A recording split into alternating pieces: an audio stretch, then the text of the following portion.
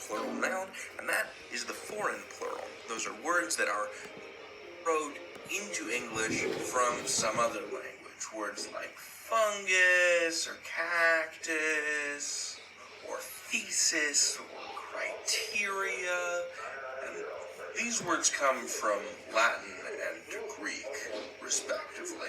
But don't get the idea that you need to learn to be able to speak Latin or Greek in order to speak English. No, not at all. But while some words that got borrowed into English have lost their language-specific plurals, some have not. Some have maintained those plurals. And it kind of depends on which situation you're using them in. So, for example, in an informal context, it would be perfectly acceptable for you or me to say funguses, like that. But if I was talking to a biologist, she would probably say fungi, if she were talking about them in a scientific context. Just like it's okay in informal speech to talk about cactuses. You're driving along the road in Arizona, you see a lot of cactuses. But again, if you studied cactuses for a living, you would probably call them cacti. It's more precise, it's more formal. If you like, it's more polite. Now, my feeling is that as fungus and cactus get more and more entrenched into English, eventually these formal endings are going to fall away, and we're just going to have this regular plural. But for now, there are still some pluralizing rules for other languages that it helps to know. So let's go through those. So I made this little chart to go over the 6 most common Latin and Greek irregular plurals that you're going to encounter in English. So the first one is final A to final AE.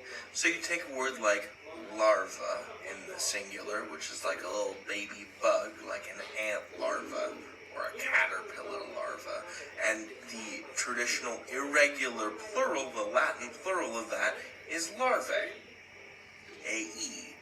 But the regular plural that will probably get more popular over time is larvas. But this is the first one, A to AE, larva to larvae. Just like antenna becomes antennae. Secondly, the ending changed from final US to final I, which we find in a word like fungus is the singular, and then the irregular plural of that is fungi. And as I said before, there are some people who use funguses, but again, that regular plural is more informal.